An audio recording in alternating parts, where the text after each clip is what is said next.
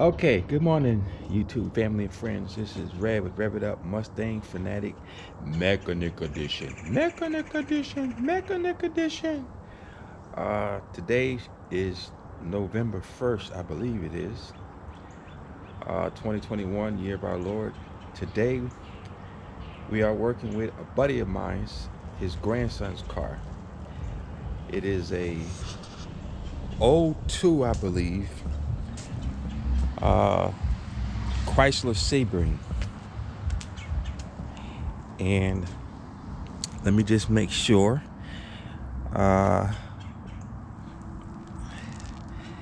See if I can find a date on here. Manufactured. I was close. It's an '01. Not much difference. '01 Chrysler Sebring. And his complaint is when he comes to a stop,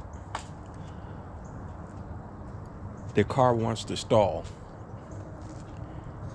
By the way, there's Electrobit sitting in the garage next to the Mercedes Mustang, Mustang,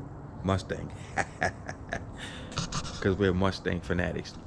But anyway, so what I'm gonna do, my phone is charging, so I'm on my GoPro here, and I got my Untitled 808 scan tool. He's got no check engine lights. We're just gonna throw it on a computer, see if we got any codes, pending codes, a history of codes, and we're gonna check some fuel trims, and then look at the EGR valve, make sure that's, not in a closed loop or anything, that it's opening. And we're gonna look at the fuel pump.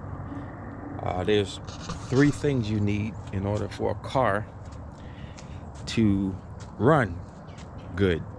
You need air, fuel, and spark. So in this case, the car runs fine while traveling, but when you come to a stop sign or yield sign or stoplight, it wants to stall. So that's telling me a car is kind of starving for air. But let me get through these preliminary checks, and then we'll get to what I believe what might be the problem. The fuel trims are actually not bad on it. I mean, it was -3 and goes down to 1, from 5 to 1.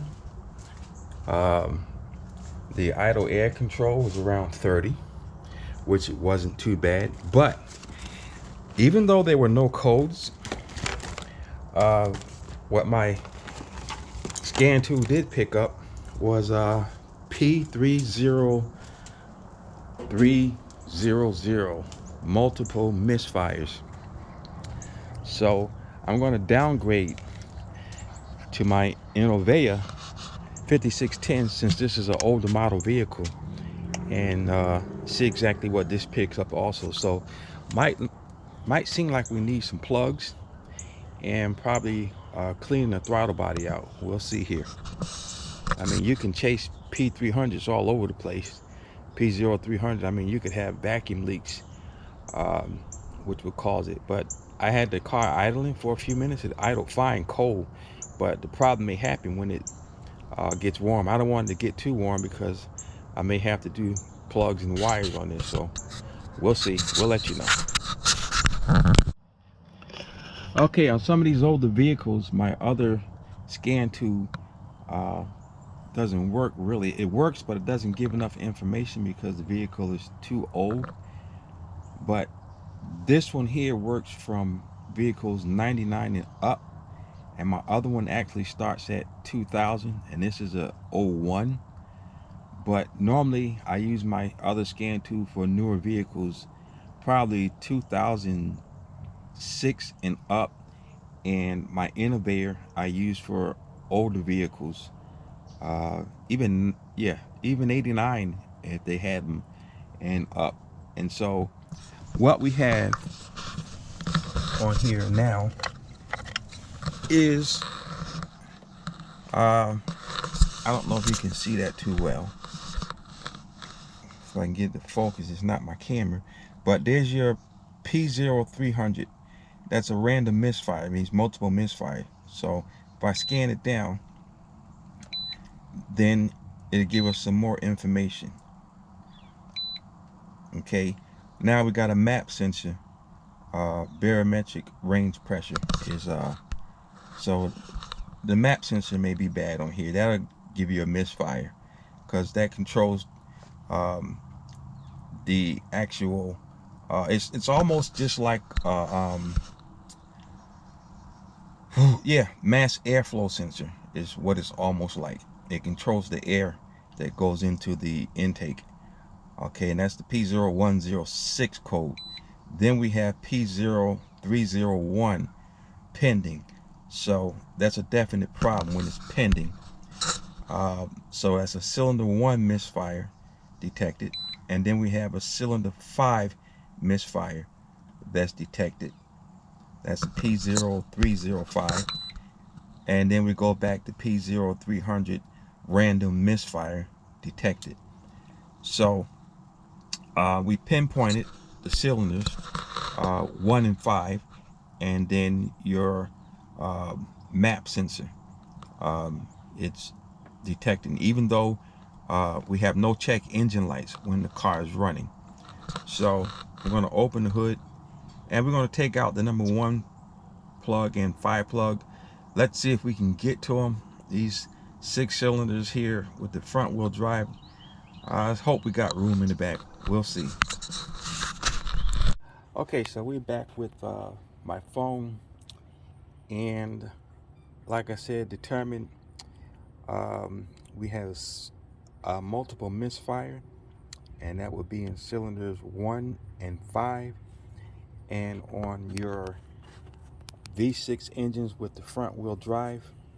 Looking from the front of the vehicle, the way to determine which bank is 1, which bank is 2. Bank 1 is going to be on your right side if you're sitting in the vehicle. Always sitting in the vehicle determines the side of the vehicle. So it would be the passenger side would be bank 1. So if I go to the side of the car, this would be the front side of the engine, where we have the pulleys and the alternator and accessory belt. So this back here would be 1, 3, and 5, 2, 4, and 6. So the firing order is fairly simple: 1, 2, 3, 4, 5, and 6. So number 1 and the number 3 are misfiring. Could be the plugs, could be the coils. I'm going to say it's the plugs. But what I can simply do is we can go ahead with the spark plug change, but when I return the coils, I can take coil 1 and put it in the 2 spot, take coil 5 and put it in the 6 spot. So then if I get a misfire from cylinders 2 and 6, I know my coils are bad. Or I can simply test the coils, take them out, and see what the ohms are on them. So we need definitely a slight tune-up, and this is your mass airflow sensor, which it was reading. That was kind of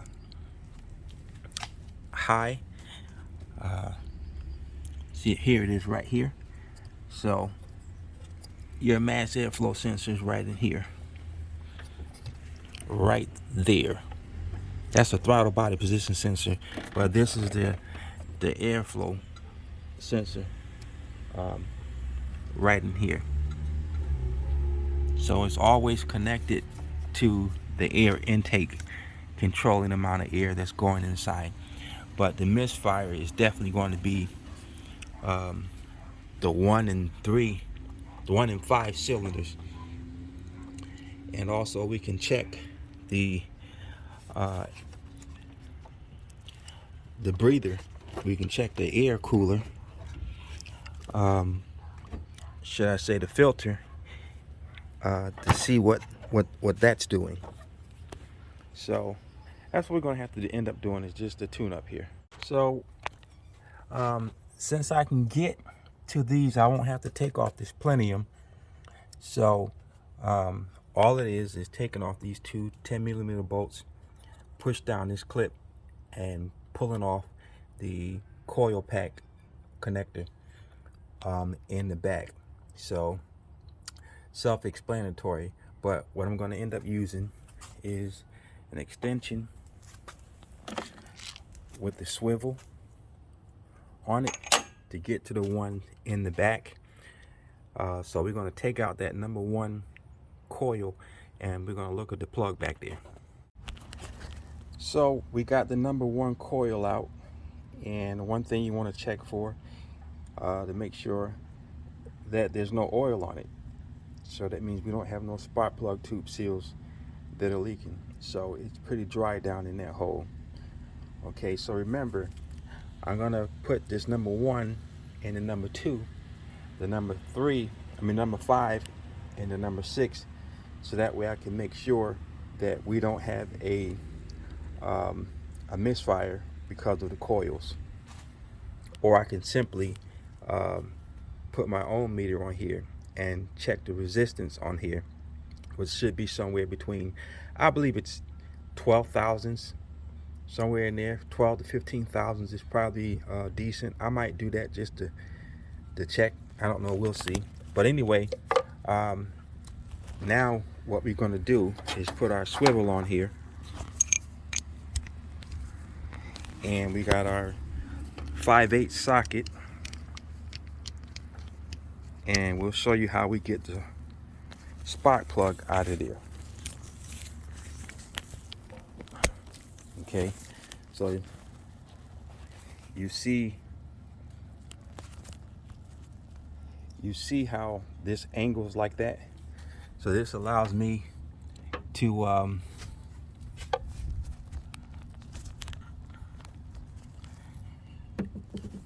reach down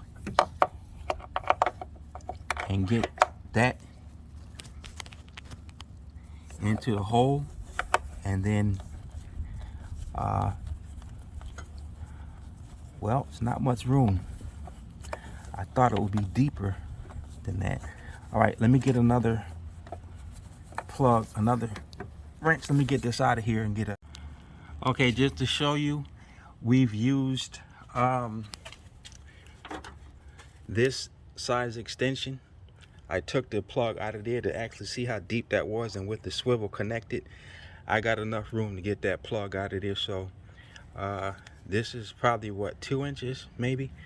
So as you can see, we got the number one spark plug down in there, and we're going to take that out. So we got the plug loose enough so we can take it out. And make sure you have the little rubber boot inside the 5/8 socket, spark plug socket. And then as I pull it out, you'll see the swivel angles up, and we can get the plug out of there. And we can see that focus. There's no oil on the plug itself, but yeah, this number one plug is pretty fouled up. So I don't know how well that's focusing. There we go. You can see it's pretty fouled up. So that's what we need, is 6 spark plugs, and we're going to swap out those coils and make sure that it's not the coil. But I'll show you how to test the coil anyway. Okay, I got some Autolite Iridium XP spark plugs. They were 8 and change a piece, and NGKs came out of here. They're more hotter plug. They didn't have the NGKs. I would prefer it, but these Autolite Iridium XPs are pretty similar, and it's not like I need a 120,000 mile plug, because we can get to the coils and we can get to the spark plugs and take them out, I would say relatively easy.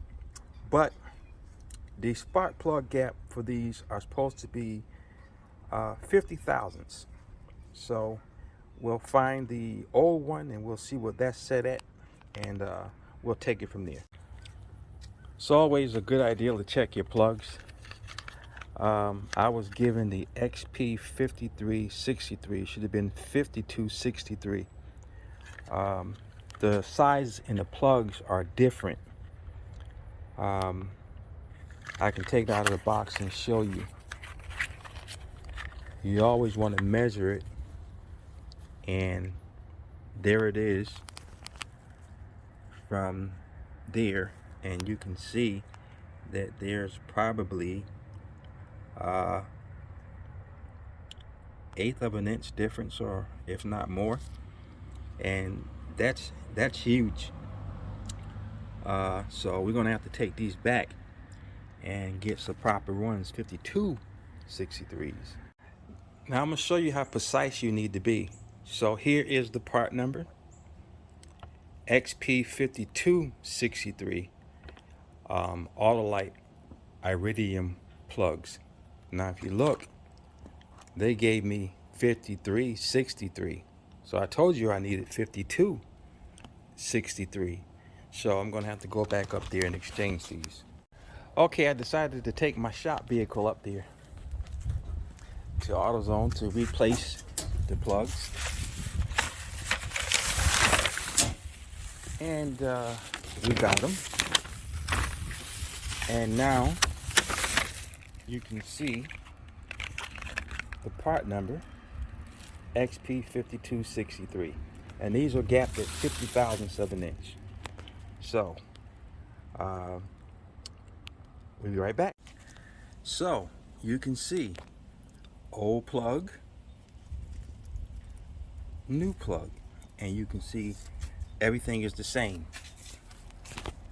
That's why it's very important to double check the parts that you get, that the threads match, that the length match, because you screw that in, you could probably damage the tip of the spark plug, or the spark plug doesn't go down deep enough and it's not going to fire properly. So you want to make sure you have the right part number, and then that will make sure you have the right gap also. These aren't pre-gap, so we have to gap these with our gap tool to 50 thousandths of an inch.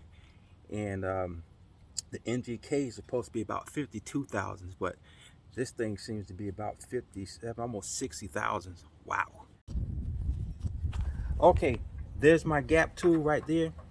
We did gap that number one to 50 thousandths, and we have the coil back in, and we connect the connector back up. Like I showed you before, when you take it out, you gotta have a swivel with about a 2-inch extension, and you drop the extension in, let it go down like that, loosen it up. When you got able to take it out by hand, tighten it, then you twist it, bend it back up like that, pull the spark plug out, and you put it in the same way. That's the way you do the back ones. The front ones are relatively easy.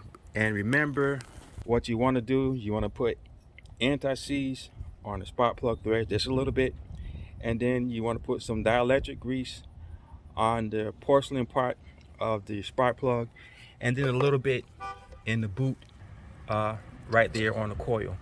And I already swapped coil. I put the number 2 coil in the one spot. The number 1 coil is going to go in the number 2 spot. It's okay to swap coils. Only thing a coil does is, you know, ignites it. That's all. The spark plug or the fuel pump or the fuel injectors. That's all it does. So you don't have to put them in the same order if you don't want to. But like I said, if you suspect a misfire in a coil and you don't have the equipment to test it, then that's the way you do it. You just swap coils with another one, and if that misfire follow that coil, then you know you got a bad coil. All right, God bless. Okay, to show you guys I'm not making this up or using any special tools except that little swivel. This is the number 3 plug coil from the back, and as you can see, I got my wrench on there with the 2-inch extension with the swivel. So I got it loose enough where I can take it the ratchet off. And now I'm just gonna do it by hand.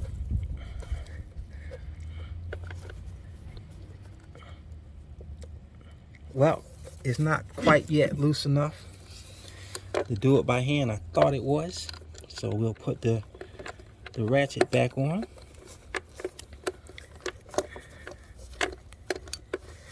And we'll continue to loosen it up some more until it's able to do it by hand. It is a real confined space you're working in here, so be careful of wires, because these older vehicles, you just touch wires and they're brittle. And once you break something, you own it. So that feels loose enough. I can get that off. So yeah, we're twisting it by hand. So I want you to actually see how I do this. I can't really get a good angle, but let's see. There's my hand down there, and I'm twisting. These are long threads, so it's a ways to go. And you got to make sure you have the ones that have the little rubber inserts in this 5/8 socket for the spark plug, or else you'll never get it out of there. All right, so now it's loose. So I pull straight up, and then the swivel angles. See how it angles? And I come out with the spark plug.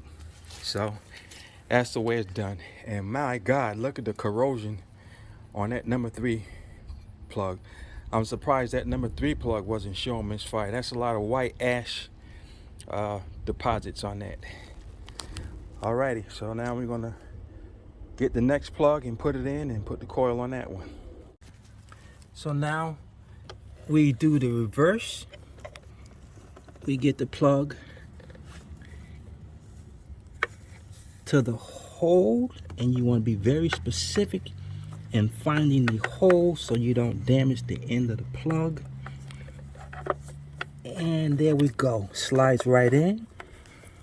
And you want to just twist it gently until you can't twist it no more. Make sure you don't cross thread these, because then you'll be in a nightmare with some helicoil.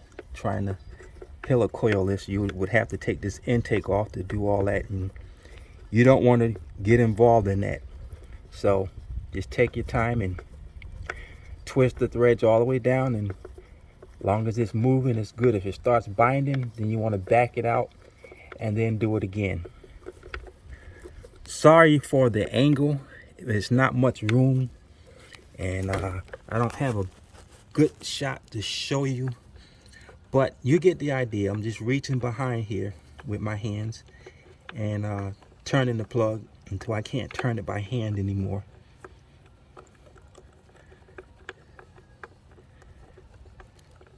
And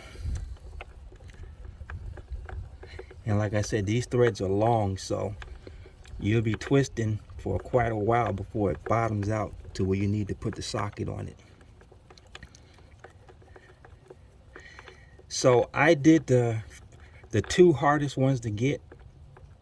Really, the hardest one to get is this number 3 cylinder in the back, but I showed you the number 1 and I showed you the number 2. So there's no need to show you the number 5. I can show you the plug afterwards, but you just do the same thing I did to get the coils off and the spark plugs out. And this is it's beginning to get tight now. Okay, that's as far as I could twist it with the hand. So now I will take my socket, reverse it to put it on tight, and get my socket down in there, get it on there, and then begin to tighten this spark plug.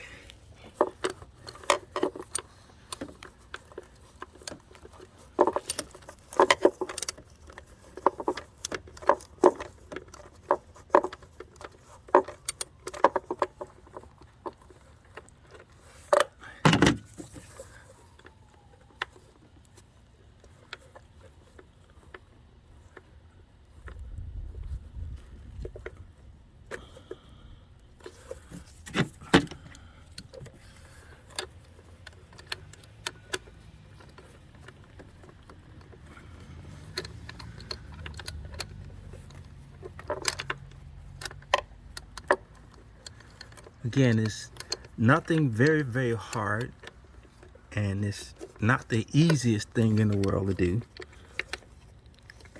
and certainly trying to do it with one hand doesn't help. So we'll get back to okay, so she's tightening.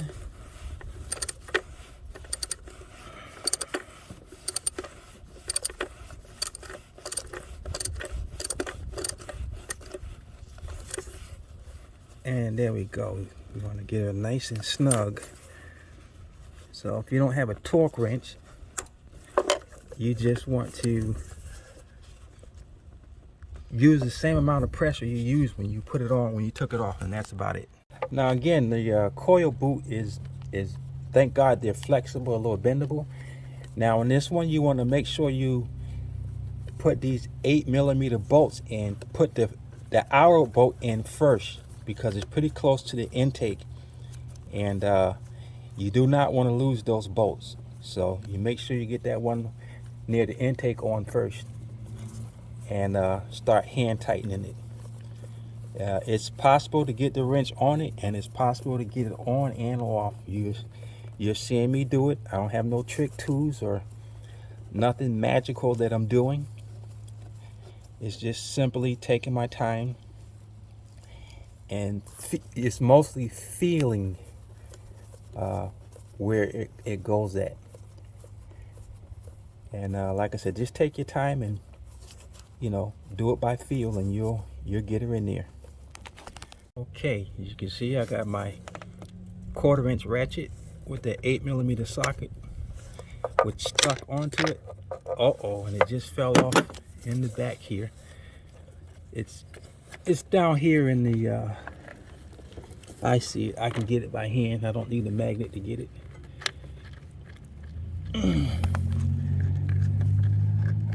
But thank God it didn't go down in a spark plug hole, because I already had the plug and the coil on there, or that would have been catastrophic. Trying to get to a better position where I can get my hand down there and get that socket.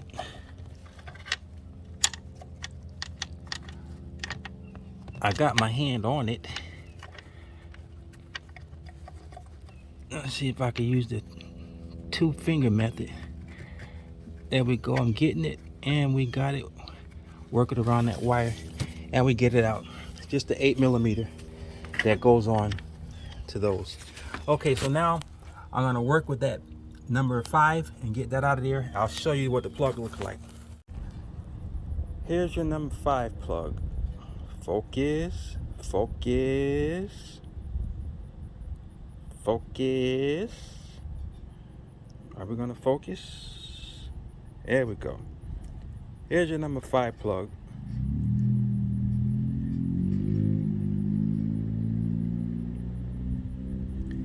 And it's got white ash on it, but I think the number 3 plug looked a little worse than the number 5. The number 1 and 5 is the one that's supposed to be running bad here, but it's got white ash developed over it, so yeah, that's kind of hard to get spark out of that.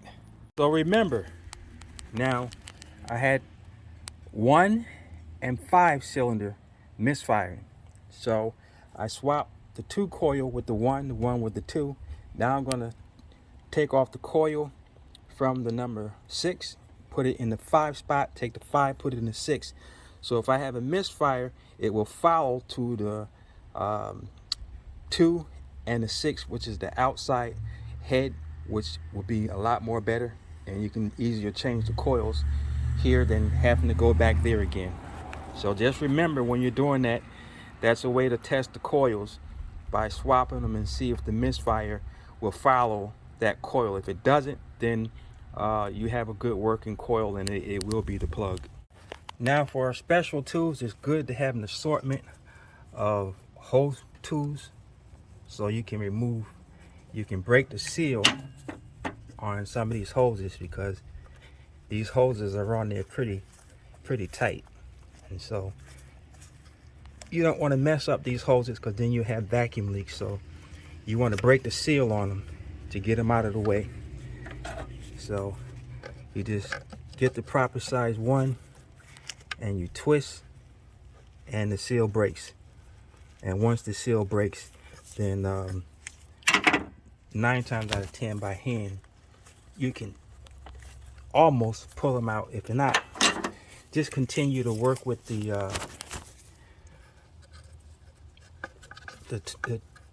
hose clamp or the hose tool, and just work it back and forth, back and forth, back and forth, like that, until it kind of loosens like that. And you don't want to, make sure you don't put a hole in the hose. And there we go, they pull right off. Now I got them out of the way so I can get to this number 6 coil.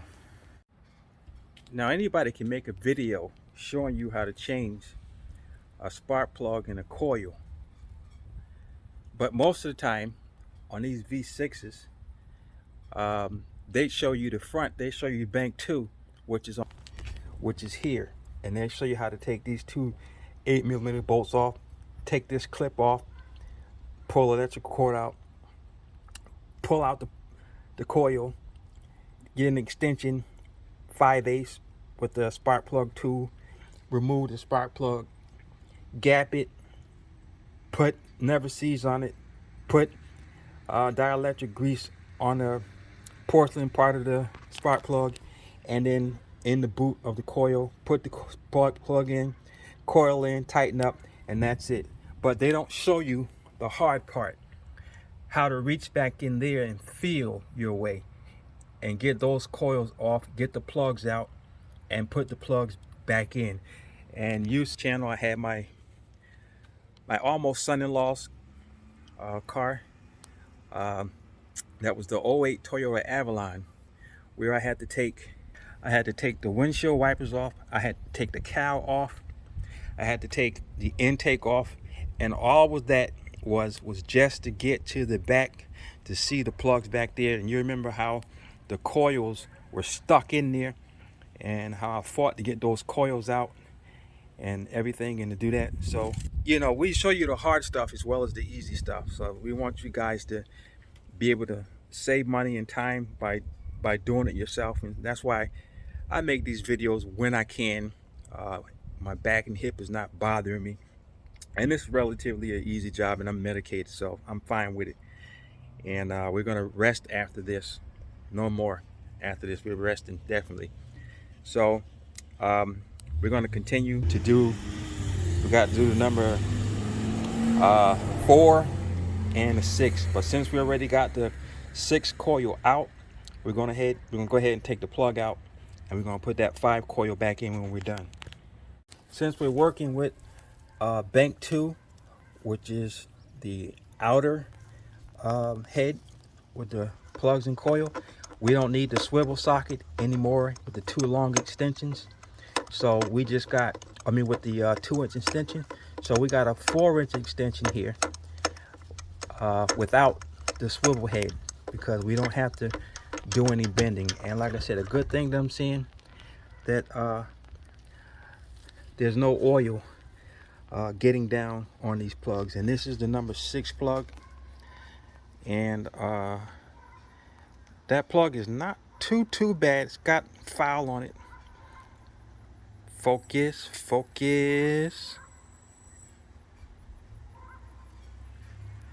I don't know why it doesn't want to focus here. There we go. But yeah, this is typical wear here. There's no ash, a cloud of ash all over it. But yeah, you could clean this plug up and reuse it. But it's simple enough to go ahead and change these plugs. They're relatively inexpensive. They're like $7-8 a piece, maybe, if that. And here is plug number 4. Focus.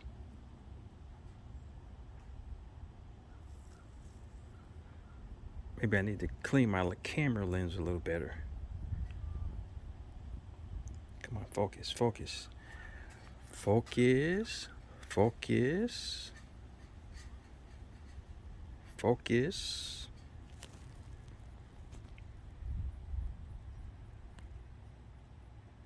There we go. And you can see that's kind of fouled. Not like the others, but more or less it's fouled, but not. Something I noticed right away, there's a vacuum hose missing that goes to the PVC valve here. And I see a hose down the bottom there. So a hose might have just fell off, and that will cause an idle issue as well. So I'm gonna see if I can reach under there with my hand and get it before jacking it. Jacking the vehicle up, and here is the hose. Looks like somebody's got tape on one end and tape on another end to try and hold that hose in place there. So let's get this tape off. This side looks really bad, but let's see what we can do with this here. I don't know. In case you guys are wondering, yes, I was working with sensitive electronic pieces here. How delicate the ignition coil plugs are, where the electric connections are. So I did have the negative battery post disconnected. I already connected the bottom part back. Now I'm going to connect this piece back and tighten that back up. But meanwhile, I'm gonna run to the part store and get this part of this PVC hose. You can see where it's cracked at, and that's not good. That's gonna always have a leak whether you put tape over it or not. Apparently it didn't hold, so let's see if we can get that matched up. I'm gonna take pictures of it too and call my friend and let him know.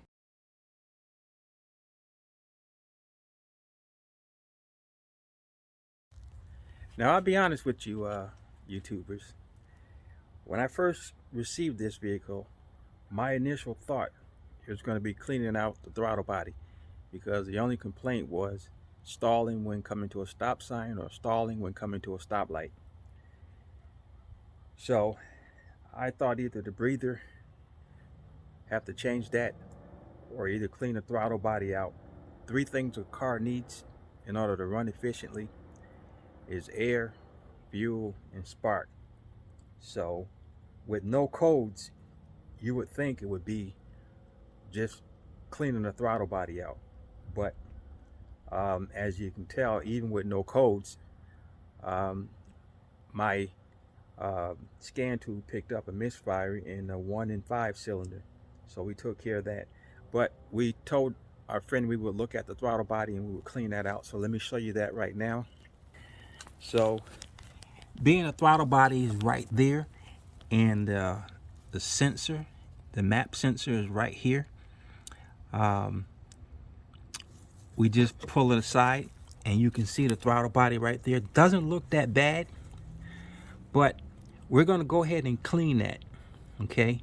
And the way I clean it is I spray around it first, so all that carbon that you see inside there, air has to go through there to allow the engine to breathe while it's at idle. And when that gets clogged up, that's when you'll come to a stop and it will start to idle funny. So what I'm going to do, you turn the ignition to the on position, not start, and I'll have something in there holding down the throttle pedal so the computer would open up the throttle body, so we don't have to do a reset or relearn throttle position sensor. So that's the way we're going to do that. And we're going to spray around here first, let it soak down, and we're going to dry it up, and then we'll open it up and we'll clean up around there real good. As you see, I got the key on the no start position, and I got the throttle pedal pushed in so the computer opens it up, and you can see the throttle open. So the computer is opening it up. So I'm going to clean in there now. And as you can see, this is all dirt. Right there on that side. That's all dirt from there. That little bit of dirt can clog that throttle body out. So we use throttle body cleaner, and we cleaned it up, and it looks pretty good. So let's go ahead, remove the throttle. So take the accelerator pedal off, just back the seat off, it comes up, and we should come back out, and the plate should be closed. And you can see how much cleaner it looks in there. That looks a whole lot better. So that should breathe a lot better right there. So I'm gonna cycle that again with the key on. Turn the key off. Key on, not run. I'm gonna push the throttle down so I can cycle it a few times on its own. So it cycles on its own. Now we turn off. Now we're gonna hook everything back up. And remember, you wanna do that with that map sensor on, so you don't get any check engine lights. So you want that mass airflow sensor to stay on when you do that. Okay, we got our Innovator 5610 hooked up to it. We went back through here, and we didn't have to clear no codes. There's no codes in here now. So it was definitely the number 1 and the number 5 that was misfiring. So she's good to go. And we'll go to our live data.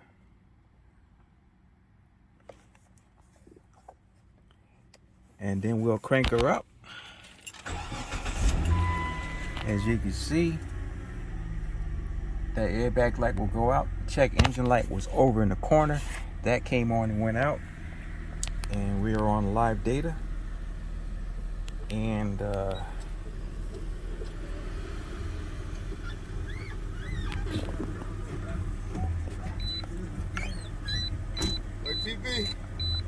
she didn't get home from work yet.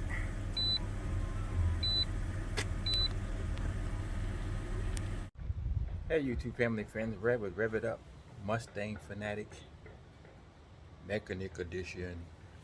I want to go over some few things we did with that 01 Chrysler Sebring that wasn't on camera.